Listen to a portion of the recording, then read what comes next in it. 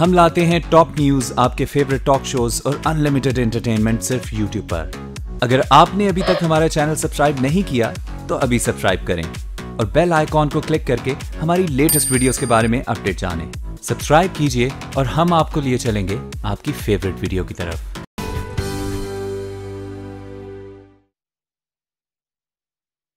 अस्सलाम वालेकुम नाज़रीन, कराची की बात के साथ मैं हूं रिजवान जाफर। कराची की सबसे बड़ी खूबसूरती कराची की डाइवर्सिटी है। यहाँ पर तमाम मज़ाहिब के और तमाम सकाफ़तों के लोग मिलजुल के रहते हैं। आइए सबका हाथ पकड़ें, एक दूसरे के त्योहारों में शिरकत करें और सबको आगे बढ़ाएं। आप आगे बढ़ेंगे, मैं आगे बढ़ूंगा तो कराची आगे बढ़ेगा, और कराची आगे बढ़ेगा तो पाकिस्तान आगे बढ़ेगा। हमारी कोशिश है कि हम अपने प्रोग्राम में कराची को बेहतर से बेहतर अंदाज में पेश कर सकें। हमें उम्मीद है कि आज का प्रोग्राम भी आपको बहुत पसंद आएगा। कराची की बात करने आज हम आए हैं इल्मा यूनिवर्सिटी अलादीन कैंपस में, और इल्मा यूनिवर्सिटी के बहुत ही काबिल स्टूडेंट इस वक्त मेरे सामने बैठे हुए हैं।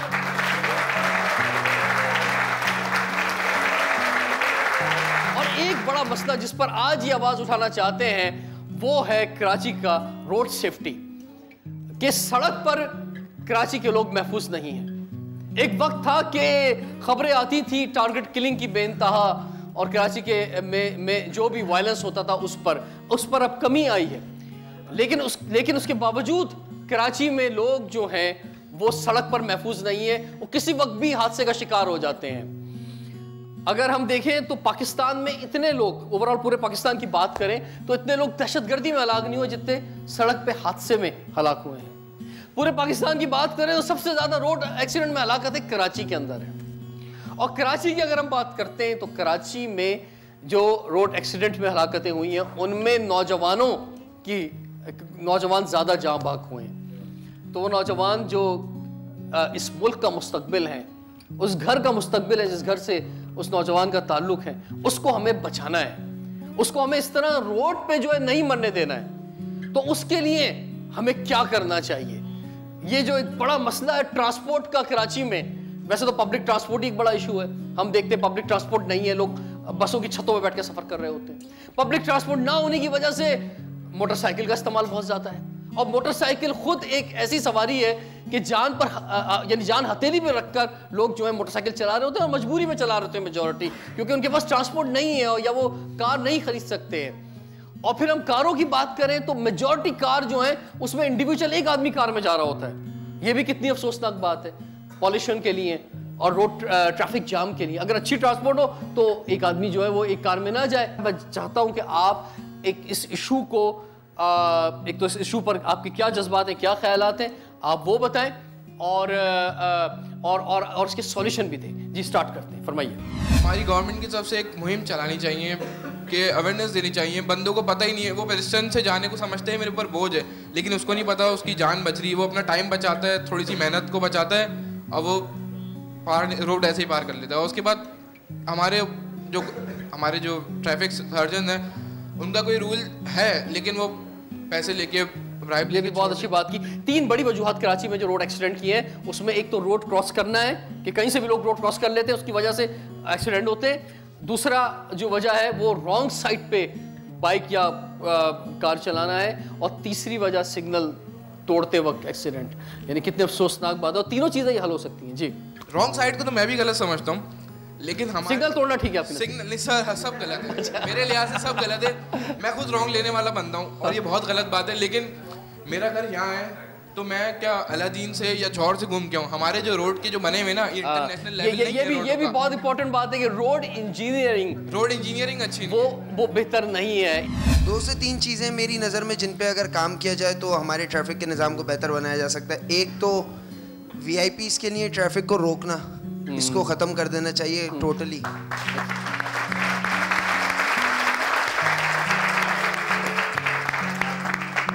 क्योंकि रोड के निज़ाम से लोगों की फ़्लाइटें मिस नहीं होती, VIPों के लिए रोड पे रुकने से फ़्लाइटें मिस हो सकती हैं, किसी की जान जा सकती है एम्बुलेंस में जो सफ़र कर रहा हो। तो ये चीज़ एक है। दूसरे ये कि जैसे बाहर ममालिक में US, कनाडा, UK वगैरह के अंदर होता है, हमारे पुलिस की मोबाइल्स के अंदर डैश कैम्स होने चाहिए जो सारी एक्टिविटी उनकी रिकॉर्ड करें, जिससे ये ट्रैक रहे कि वो लोग रिश्वत ले रहे हैं या नहीं। तो इस तरीके से हम भी बैक ऑफ कर सकते हैं रिश्वत से, और वो भी मजबूर हो जाएंगे रिश्वत ना लेने पर। एक्सीलेंट, जबरदस्त। मैं पब्लिक ट्रांसपोर्ट में सफ़र करती हूँ क्योंकि मैं स्टूडेंट हूँ। जब ट्रैफिक पुलिस वाले रोकते हैं और वो उनको पैसे लेके छोड़ देते हैं, कैसे इतनी ज़्यादा रेकलेस ड्राइविंग कि आप रेस कर रहे हो पुल पे चढ़ के, किसी की जानों की क्या कोई वैल्यू नहीं है, और ट्रैफिक पुलिस वाले कैसे 100-200 लेके नशे वाले बंदे को छोड़ देते हैं। गवर्नमेंट है या नहीं है कि जो ये चीजें कंट्रोल कर सके, या जो नौजवान आवाज उठा रहे हैं। जी बहुत खूबसूरत आपने आवाज उठाई, एक्सीलेंट, इनके लिए क्लैपिंग होनी चाहिए। जी मैंने अक्सर लोगों को कहते सुना है, जैसी आवाम वैसे हुक्मरान। तो जब यहाँ पे रोड पे एक्सीडेंट होते हैं तो लोग ये नहीं कि एम्बुलेंस को कॉल करें। इनके जब मेरे डैड का एक्सीडेंट हुआ तो उनके पास जो कुछ भी था वो निकाल लिया गया, और ही वाज ऑन रोड, और कोई भी एम्बुलेंस नहीं लेकर आया। तो जैसे हम लोग खुद को हमें सुधारना बेहतर है। इसी शहर में ऐसा हुआ, तो हमें पहले खुद को सुधारना चाहिए, गवर्नमेंट को ब्लेम करने से पहले। कानून जो कि हमारा फ्रेंड होना चाहिए, पुलिस वाले जो कि हमारे दोस्त होने चाहिए, जिनसे हमारा एक ताल्लुक बड़ा क्लोज होना चाहिए, हम उन्हीं से भाग रहे होते, उन्हीं से डर रहे होते। ये इस सोसाइटी का सबसे बड़ा अलमिया है। सर मैंने वीआईपी मूवमेंट चली थी, मैंने खुद अपनी गाड़ी उस वीआईपी मूवमेंट के बीच में घुसाई थी। हाँ। बाद में पता है क्या हुआ, उसे चमाटे करा के मुझे साइड पे कराया, गाड़ी रोक के चमाटे कराया उस बंदे ने, शायरे पैदल जैसे रोड पर। आगे वाली गाड़ी रुकी, मैंने अपनी ब्रेक मारी, पीछे वाली गाड़ी रुकी, गार्ड उतरे, 2 चमाटे कराए, साइड पे चले। और सबसे ज्यादा अफसोसनाक बात यह है कि इस वीआईपी मूवमेंट की वजह से और इस ट्रैफिक जैम की वजह से एम्बुलेंस को भी रास्ता नहीं मिलता। जी पीछे देंगे। एक और भी बहुत बड़ी प्रॉब्लम है कराची में, जैसे पोल्यूशन जिसे कहते हैं, कि रोड्स बहुत ज़्यादा, जैसे जो लोग पास हो रहे होते हैं, जो लोग पैदल जा रहे होते हैं, उनके लिए बहुत प्रॉब्लम होता है। हर जगह कचरा फैला हुआ होता है और कोई इसको साफ नहीं कर रहा होता। बहुत बड़ा मसला है। जैसे मैंने कहा भी कि अक्सर आप नोट करें, एक गाड़ी में एक बंदा जा रहा होता है, जो कि कोई अगर पब्लिक ट्रांसपोर्ट अच्छी हो तो कभी लोग इतनी गाड़ियां सड़क पे ना हो। हमारे पास कोई प्लेटफॉर्म मौजूद नहीं है जहाँ पे जाके हम आवाज़ उठा सकें। ये एक आपका वाहिद शो है जो हम यहाँ पे बात भी कर रहे हैं और आगे डिलीवर कर रहे हैं। हमारे यहाँ प्रॉब्लम ये है कि जिस बसों में हम जानवरों की तरह ट्रैवल कर रहे होते हैं, ना हमारा वज़ीर आला उसके अंदर बैठा है, ना हमारा वज़ीर आज़म उसके अंदर बैठा है। अगर वो आके उसके अंदर ट्रैवल करें तो उनको हालात मालूम हो क्या हालात हैं। फिर दूसरी बात जो आपने रिश्वत के ऊपर, ये जो वज़ीर दाखिला, वज़ीर आला, वज़ीर ट्रांसपोर्ट की आप बात कर रहे हैं, किसी को भी जो तनख्वाहें मिल रही हैं या हमारे टैक्स के ऊपर मिल रही हैं, और गरीब आवाम के टैक्स के ऊपर चंद लोग जो है वो मराहत हासिल कर रहे हैं, तो उनकी गाड़ी में जो पेट्रोल भी डल रहा है वो आपके पैसे का है। तो क्यों ना एक दिन ऐसा हो कि हम सब लोग जाके टावर पे खड़े हो जाएं और हम कहें, ज़रा वज़ीर ट्रांसपोर्ट और वज़ीर आला साहब आप हमारे साथ आएँ और एक दिन इस आखिरी स्टॉप से दूसरे आखिरी स्टॉप तक हमारे साथ सफ़र करके दिखाएं इस बस के ऊपर। बिल्कुल सही कह रहे हैं, ऐसी होना चाहिए। और इन लोगों को आके हमारे बीच में, जब ये वोट मांगने के लिए आते हैं तो हमारे दरवाज़ों पे घूम रहे होते हैं और हमसे वोट मांग रहे होते हैं। जब इनको वोट मिल जाता है, इनको वजारतें मिल जाती हैं, तो फिर ये अपने गाँव में सिंध असेंबलियों में बैठ के जो है बातें कर रहे होते हैं। इनको आवाम का हाल नहीं पता होता। आपने पूरे कराची के लोगों को, कराची के नौजवानों को यहाँ रिप्रेजेंट किया। ये घर घर की कहानी है, हर घर का मसला है। ये दुनिया में कोई भी बड़ा शहर ऐसा नहीं है जैसा कराची है रोड सेफ्टी के मामले में। और आपकी जानें बड़ी कीमती हैं, आपको बचाना है, और उसके लिए जहां हुकूमत ने अपना रोल अदा करना होगा, रोड की मैनेजमेंट को बेहतर करने के लिए, ट्रांसपोर्ट यानी एक इज्जतदार ट्रांसपोर्ट देने के लिए, और जो हल है शहरों का, बड़े शहरों का, वो है रेलवे का निज़ाम जो शहर के अंदर हो, मास ट्रांजिट हल है, और उसके बगैर कोई और चारा है नहीं, और इस पर इन्वेस्ट होना चाहिए। कराची सबसे ज़्यादा रेवेन्यू देता है, इस पर इन्वेस्ट नहीं होगा तो कहाँ इन्वेस्ट होगा। दूसरा जो है वो कानून की इम्प्लीमेंटेशन वो होनी चाहिए। सिग्नल से पहले सबको रोकना चाहिए। हेलमेट हर एक पहने, अगर मोटरसाइकिल पे आप जा रहे हैं, आपकी जान बड़ी कीमती है। दूसरा, रॉन्ग साइड पर जो है वो कहीं भी कोई गाड़ी मोटरसाइकिल आप ना चलाएं। जहां गवर्नमेंट ने ये कानून लागू करने, उन पे सख्ती से इम्प्लीमेंटेशन कराना है, वहीं ये सब चीज़ें जो है वो आपने खुद अपने अंदर भी एहसास पैदा करना है। अगर आप पे सख्ती नहीं हो रही तो इसका मतलब ये नहीं है कि आप जो है वो सिग्नल तोड़ेंगे। आप रॉन्ग साइड पे जो है वो गाड़ी। और इनके कोच से हम आपकी मुलाकात कराएंगे। सर तारुफ करवाएं अपना। मेरा नाम है नवाब अली बलोच। मैं जो है नेशनल बॉक्सर रह चुका हूँ। कैसे ख्याल आया आपको कि आप ये लड़कियों को बॉक्सिंग सिखाएं? ये तो ख्याल तो पहले बहुत पहले के पुराना था, लेकिन जो है उस वक्त हमारे पाकिस्तान के अंदर जो है यानी कि ये गर्ल्स के हवाले में जो है कोई चीज़ जो है यानी कि इजाज़त नहीं हुआ ना, जो यानी कि बच्चियों की जो वालदेन जो वालदा है ना उन्होंने अपने बच्चियों को इजाज़त दी थी। अब जो है बच्चियों की शौक जो है ना देखते हुए अपने घरों में ये प्रोग्राम चलते रहते हैं नाइट में। इस वक्त मेरे पास जो है ना इनके 54 जो है इनके बच्चियाँ मौजूद हैं और भी बच्चियाँ जो हैं आ रहे हैं हमसे, उन्होंने बात भी किया हुआ है। ये इनमें कितना शौक जज्बा है। कुछ गर्ल्स से आपकी मुलाकात कराते हैं, हम देखें कि प्रैक्टिस भी हो रही है बड़ी ज़बरदस्त यहाँ पर। क्या शौक है, किस जज्बे के तहत आप यहाँ पर आई?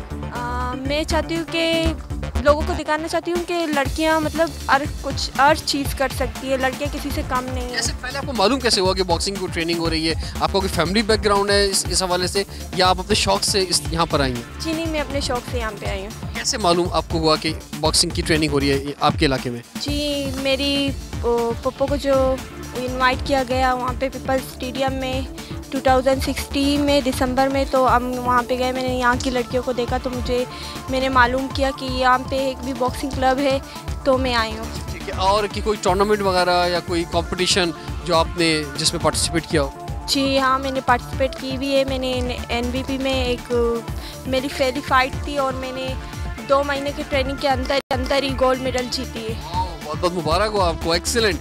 तो क्या फ्यूचर है जो लड़कियां ये बॉक्सिंग जो सीख रही हैं, जस्ट शौक, या इस गेम में कहीं आगे जाना है, कहीं नाम पैदा करना है अपने मुल्क का? जी हमें अपने मुल्क का नाम पैदा करना है, अपने इलाके लियारी का नाम पैदा करना है। क्या करेंगे, कैसे नाम पैदा करेंगे? हम अपने इस जज्बे को आगे पेश करेंगे कि हमें ये जज्बा है, हमें ये टैलेंट है। लड़कियों में भी ये टैलेंट है कि वो भी इस टैलेंट के बुनियाद पर आगे जा सकती है। कैसी हो आप? क्या नाम है आपका? मुनीबा। मुनीबा, कितना अर्सा हो गया यहाँ पर ट्रेनिंग लेते हुए?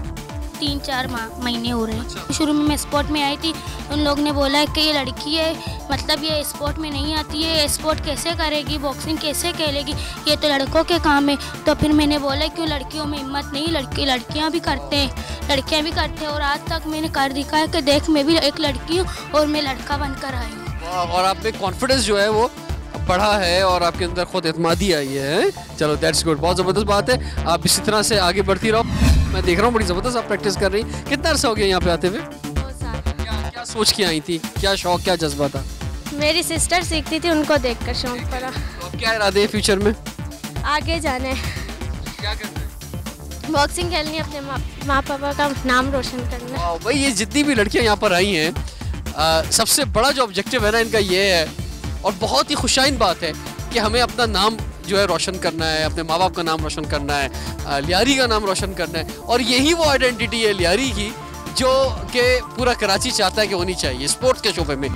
भाई मैं देख रहा हूँ बहुत देर से आप जो है सर इनको प्रैक्टिस करवा रहे हैं। मुझे ऐसा लग रहा है कोई किसी टूर्नामेंट में जाना है इन्हें फाइट करने के लिए। नहीं सर, तैयारी तो कर रहे हैं इंशाल्लाह ताला। बहुत मैं देख रहा हूँ कि आप पे बड़ी मेहनत हो रही है, कोच आप पे बहुत जो है वो तवज्जो दे रहे हैं। क्या वजह क्या है इसकी? है सबको सही से करवाते हैं, सब पर तवज्जो देते हैं। अच्छा जी, मुझे भी आप मार के दिखाएं कि मैं उसके बाद सही रहूंगा नहीं रहूंगा। डरने तो नहीं लग गए आपसे कि भाई ये बॉक्सिंग सीख रही हैं लड़कियां? क्या कुछ पूछता होगा ना आपसे कि भाई आप गर्ल हैं, आपको क्या जरूरत है बॉक्सिंग सीखने की? आप क्या जवाब देती हैं? कोई पूछता तो वैसे नहीं, अगर पूछे तो जवाब दे दूंगी कि क्यों लड़कियां कुछ नहीं कर सकती, लड़कियां भी बहुत कुछ कर सकती है। बिल्कुल।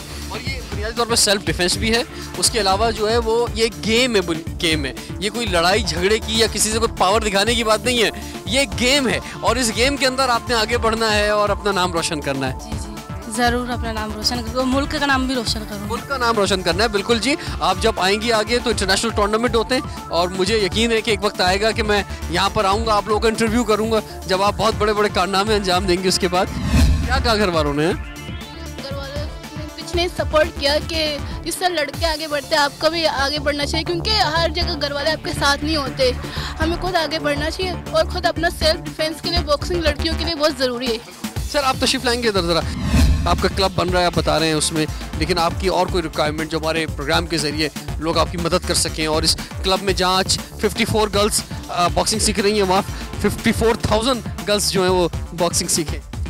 बॉक्सिंग एक बहुत खतरनाक गेम है, लोगों ने कहा है, लेकिन खेलने वाला हिम्मत से खेलते हैं, उसके लिए खतरनाक होता नहीं। पंच या हर चीज़ जो है ना, टोकर लगना या कोई धक लगना, हर स्पोर्ट के अंदर ये चोट तो लग जाता है, और लगता है अपने गलतियों से, और चोट जो है ना कभी कभार जो है ये लगता है, इतना खतरनाक होता नहीं है। खतरनाक अगर वो पंच लग भी जाता है या किसी स्पोर्ट में जो है लात भी इस्तेमाल होता है, हाथ भी, मुक्के भी इस्तेमाल, हर चीज़ इस्तेमाल होता है। इनके कोई खिलाड़ी ऐसा भी है जो फुटबॉल में जानबूझ के किसी खिलाड़ी को जो है वीक करने के लिए वो उसको मार देता है। ठीक है ये मैं तो आपको स्पेस चाहिए, फिजिकल कोई इक्विपमेंट्स चाहिए, आपको ट्रेनिंग के लिए मशीनरी चाहिए, इस तरह की कोई चीज़ आपकी रिक्वायरमेंट है? जी हाँ, हमारे पास इस वक्त जो है ना सिर्फ मशीन की कमी है। वो मशीन में जो है ना इनके एक साइकिल मशीन आता है, एक पट्टा मशीन आता है, वो जिम्नाजियम की जो इनकी प्लेट वगैरह। बहुत सारी एनजीओज जो है वो लियारी में काम कर रही हैं, उन्होंने आपकी कुछ मदद की अभी तक? नहीं, अभी आसिफा जो है इंशाल्लाह ये करवाएगी। बिल्कुल, आसिफा भुट्टो ने विजिट किया था यहाँ का और काफ़ी इनकी हेल्प की है और ये उससे उम्मीद रख रहे हैं कि इन्हें आगे हेल्प होगी। लेकिन उसके साथ साथ सिविल सोसाइटी जो कि चाहती है कि कराची में जो वल्नरेबल एरियाज़ हैं जिसमें लियारी भी शामिल है, वहाँ पे देरपा आमद आए, वहाँ का इमेज बेहतर हो, वहाँ स्पोर्ट्स बढ़े।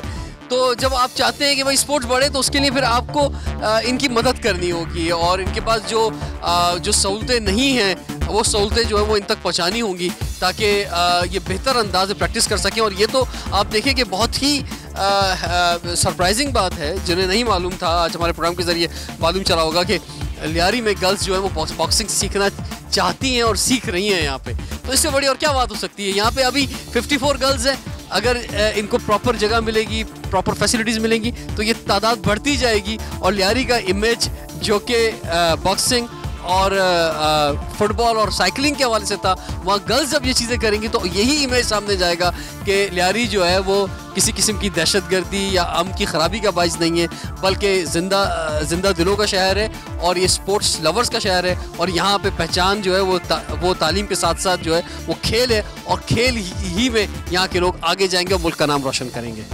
नाज़रीन, हम क्लब के अंदर आ गए और यहाँ कंस्ट्रक्शन हो रही है और हम उम्मीद कर सकते हैं कि ये जगह कुछ अरसे बाद बहुत बेहतर हो जाएगी, लेकिन फिर भी स्पेस कम है। अमीन साहब यहाँ पर हैं, कोच हैं। सर, आपने भी बड़ी कामयाबियाँ हासिल की हैं बॉक्सिंग में, क्या वैसे फरमाएं, क्या कामयाबी हासिल? मैंने साउथ एशियन गोल्ड मेडलिस्ट हूँ, वो एशियन बॉक्सिंग सिल्वर मेडलिस्ट हूँ। जापान गया हूँ, मैं इंडिया गया हूँ, वो नेपाल, बांग्लादेश। बच्चों में पोटेंशियल नज़र आ रहा है आपको? अभी हाँ, ये अभी पहले से थोड़ा सही है। अभी कुछ लड़कों ने कल ही गोल्ड मेडल लिया है अपने लिए, हमारे बच्चों ने। एक वाह भाई वाह, आप तो यार बहुत ज़बरदस्त, मैं देख रहा हूँ आपको। क्या नाम है आपका? ज़बरदस्त प्रैक्टिस कर रही हैं हमें। पहले तो मैं डर रही थी, मैंने कहा ये ऐसे मुश्किल है, तो मेरी अम्मी ने भी मुझे मना किया, घर वालों ने। तो मेरे नाना ने मुझे सपोर्ट किया कि बॉक्सिंग के लिए, वो खुद भी फुटबॉलर थे, तो मेरे नाना ने मुझे लेके आए। मैंने ट्रेनिंग पहले तो की थी, मुझे बहुत दर्द हुआ है, तो अभी शौक बढ़ता जा रहा है, फाइट करें। बिल्कुल, ये शौक और बढ़ना चाहिए और आप अपना और लियारी का, अपने पेरेंट्स का, इस शहर का, इस मुल्क का आप नाम रोशन करेंगे आगे जाके। चले कुछ प्रैक्टिस करके दिखाएं मैं आप हैं।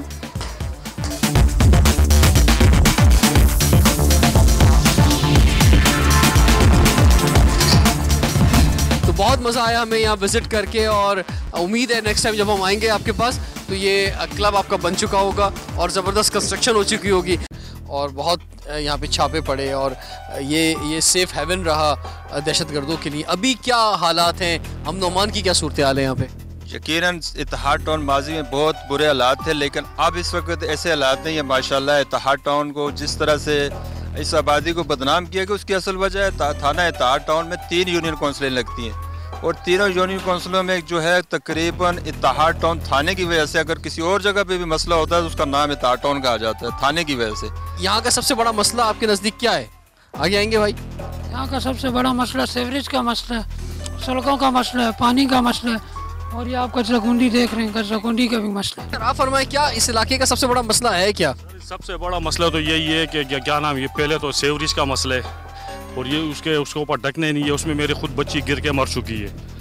हाँ, तो मैं मेहरबानी करता हूँ आप लोगों से भी कि इसके सीवरेज का जहाँ मसला वो जगह देखते हैं। और यहाँ इस ग्राउंड में कुछ बच्चे क्रिकेट खेल रहे थे अभी, तो बेटा ज़रा मैं देखूँ ज़रा कि कौन क्रिकेट खेल रहा है और इनसे हम बात करें ज़रा, आइए।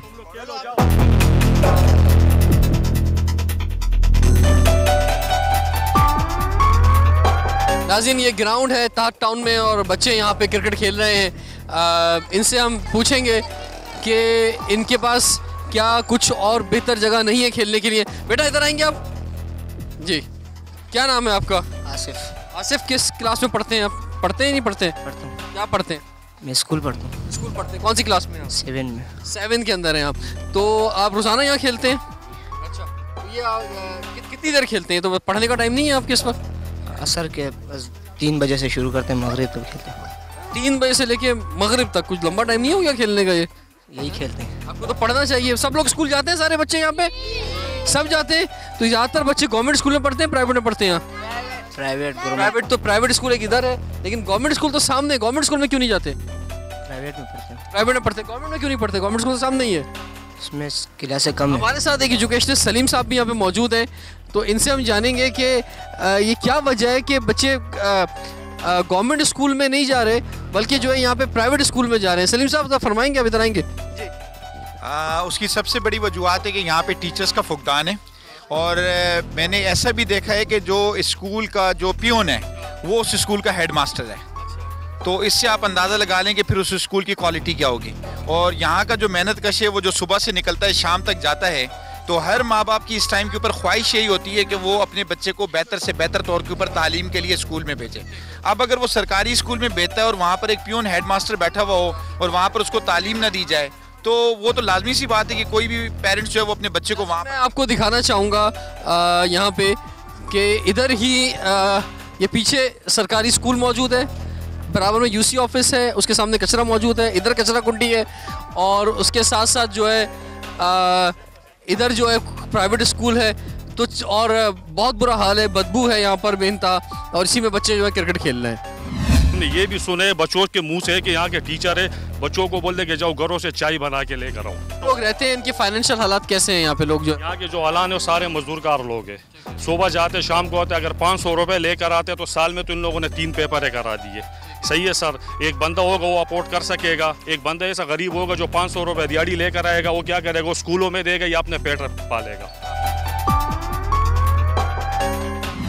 ये नाज़रीन, ये सड़क भी आप देख सकते हैं, इसी जिस तरह का ये हाल है इत्तेहाद टाउन में, हर सड़क ही ऐसी है।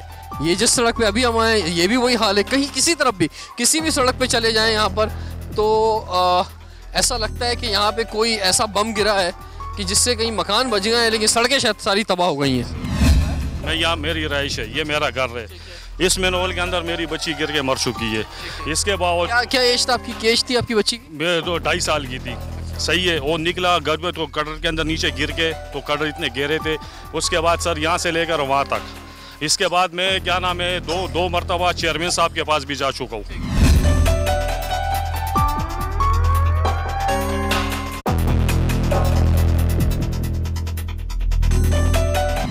नाज़रीन, इत्तेहाद टाउन के बिल्कुल दरमियान में इस वक्त हम मौजूद हैं, और मेन आबादी के दरमियान जो रोड है उसका हाल आपके सामने है। इतना कचरा और इतना सेवरेज का पानी इस जगह पर है कि कोई गाड़ी, कोई भी सवारी यहाँ से नहीं गुजर सकती। और दिलचस्प बात यह है कि इस रोड का नाम है कायदे आज़म रोड। ये नाम किसने रखा था कायदे आज़म रोड इस सड़क का? पहले से रखा हुआ है, कायदे आज़म मोहम्मद अली जिन्नाह रोड है इसका, लेकिन मैं अरबाब इख्तियार से दरख्वास्त करता हूँ कि कम से कम अपने पानी इस सड़क को ठीक कर दें या इस रोड का नाम बदल दें। कम से कम ये नाम बदल दें आप, क्योंकि ये अरबाब इख्तियार का काम है। आप भी अरबाब इख्तियार हैं, यूसी चेयरमैन है सर आप? यूसी चेयरमैन हूँ, लेकिन मेरे हाथ पाँव बंधे हुए। यहाँ पे अगर उस कायदे आज़म मोहम्मद अली जिन्नाह के नाम का लाज रख लें वज़ीर आला सिंध और हमारे बैर आपका ताल्लुक नून लीग से है, तो आप तो वज़ीर आज़म पाकिस्तान से बोले ना। मैं तो वज़ीर आज़म पाकिस्तान से भी कहता हूँ, मियां नवाज शरीफ से भी कहता हूँ कि मैं एक बात बताना चाहूँगा अपने व्यूअर्स को कि कराची की बाद में हमने बहुत सारे वल्नरेबल एरियाज़ को कवर किया है, चाहे लियारी हो, सुल्तानाबाद, हिजरत कॉलोनी की माड़ी, और बहुत से इलाकों में हम गए। लेकिन जो बुरा हाल मैं इस वक्त इत्तेहाद टाउन का देख रहा हूँ, इतना बुरा हाल मैंने कराची के किसी इलाके को नहीं देखा। आज 30 साल हो गए, ना कोई यहाँ पर रोड बना हुआ है, ना कोई इस जगह का काम किया हुआ है। लावारिस एरिया समझा हुआ है, जो भी आता है अपने। आप कहाँ रहते हैं सर? मैं सामने रहता हूँ। तो आपका मकान जो है वो पक्का कब्जे की जगह है या लीज की है? हाँ, यहाँ पर कोई जगह लीज नहीं है। यहाँ पे सर पक्के मकान है यहाँ पे या कब्जा हुआ है सर? ऐसे ही कच्ची आबादी है, और यहाँ पे हर दफ़ा कच्ची आबादी में जब नोटिफिकेशन जारी होने का टाइम होता है तो इत्तेहाद टाउन को निकाल जाते हैं। इसके आजू बाजू एशिया की सबसे बड़ी कच्ची आबादी औरंगी टाउन थी, वो लीज हो गई है। इसके बराबर में यूसुफ कोर्ट है, वो लीज हो गया, लेकिन दरमियान में इत्तेहाद टाउन के साथ तासुब बढ़ता जा रहा है, इसको लीज नहीं किया जा रहा। यहाँ पे अमन अमान का तो कोई मसला नहीं है, अमन अमान है, कोई प्रॉब्लम तो नहीं है, कोई दहशतगर्द वगैरह यहाँ पे आप अगर कोई किराए पे अपनी जगह देते हैं तो उसका पूरा नोटिस लेते हैं किसको दे रहे हैं। और ज़्यादातर लोग वैसे किन इलाकों से, पाकिस्तानी किन इलाकों से यहाँ पर आगे रह रहे हैं? पंजाब के ज़्यादा और KP के भी ज़्यादा। KP के ज़्यादा। आप खुद यहाँ पे कब से रहे? मैं पहले तो किराए पे दिया था, अब खुद रहायश की भी इधर में। आप कितना अर्सा हो गया यहाँ पर? यहाँ पर मेरे को भी 4 महीने होने वाले हैं। कहाँ से आए हो आप? बल्दिया से। ये कराची के ही हो लोकल? जगह जगह गटर के ढकने नहीं हैं, बड़ा ख़तरनाक गटर होता है, जिन लोगों को अंदाज़ा नहीं है कि इसके यहाँ पे अगर कोई बच्चा इसके अंदर चले जाए तो वो ज़िंदा नहीं बच सकता। जैसे कि हमारे एक यहाँ पे रहने वाले ने बताया कि उनकी बच्ची भी गिर चुकी है। तो हम ये कहेंगे कि इस इलाके में जो मसले हैं वो हैं अपनी जगह पे, बड़े बड़े मसले हैं, लेकिन बच्चों की जानें बचाने के लिए कि यहाँ पे कोई गिर ना जाए, कम से कम यहाँ ढक्कन जो है वो लगाया जाए। ये काम तो फौरी तौर पे होना चाहिए। इस इलाके में बहुत अच्छा काम कर रहे हैं, अपने स्कूल खोला है सगीर साहब। कितने बच्चे आपके स्कूल में पढ़ते हैं? तकरीबन 1000 करीब। इत्तेहाद टाउन के सारे बच्चे लग रहा है आपके पास ही आ रहे हैं? हाँ तकरीबन। गवर्नमेंट स्कूल में तो कोई पढ़ाई हो नहीं रही यहाँ पे? हाँ बिल्कुल ऐसे ही है, साहब के सामने सब चीज़ें। तो क्या फीस रखी हुई है आपने? मिनिमम 400 से स्टार्ट होती है और 1000 तक है। आप अच्छी तालीम तरबियत दे रहे हैं बच्चों को? हाँ बिल्कुल, इस इलाके के एतबार से जबरदस्त तालीम दे रहे हैं। इस इलाके के बच्चे क्योंकि एक मुश्किल हालात में ज़िंदगी गुजार रहे हैं, तो हमने इन बच्चों के मुस्तकबिल को महफूज करना है, इनको गलत हाथों में नहीं जाने देना है, इन बच्चों को बचाना है, इनको तालीम के साथ साथ और मजबूत सरगर्मियाँ स्पोर्ट्स वगैरह भी देनी है। बिल्कुल। अच्छा मैं रुझान भाई आपको बताऊंगा कि ये आबादी 1980 से आबाद है, तो आप यकीन करेंगे जब से हम लोग इस यहाँ शिफ्ट हुए हैं, 92 में यहाँ से शिफ्ट हुए, तो ना गलियाँ भी इसी तरह भी हैं, रोड भी इसी तरह ही है। आज तक ना रोड बना है ना गलियाँ बनी हैं।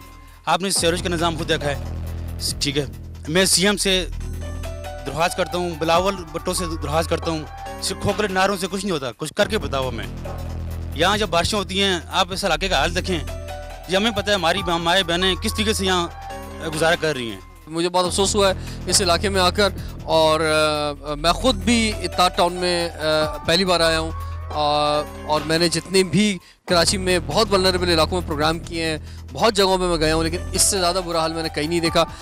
तो इसलिए हम भी मुतालबा करना चाहेंगे गवर्नमेंट से कि यहाँ पे भी इंसान बसते हैं, इस इलाके के लीज़ के मसले जो हैं वो सारे सेल्फ सॉल्व किए जाएँ, इन इंसानों का जो है उसके लिए सोचा जाए, क्योंकि अगर कराची में देरपा अमन लेकर आना है तो उसके लिए ज़रूरी है कि ऐसे तमाम इलाके, इत्तेहाद टाउन जैसे तमाम इलाकों के अंदर जो है रिफॉर्म्स आएँ, और वहाँ पे इन बच्चों के बारे में सोचा जाए, यहाँ जो रहते हैं कि इनके मुस्तकबिल को महफूज किया जाए, कि ताकि ये कहीं गलत हाथों में ना जा सकें, ये कहीं गलत राहों की तरफ ना जा सकें। अगर इनका आज ख्याल नहीं किया गया तो कल यही बच्चे जो हैं ये कराची के अमन के लिए ख़तरा होंगे। नाज़रीन, इस वक्त मैं हूँ जिना फाउंटेन पर, जो कि मशहूर है फवारा चौक के नाम से।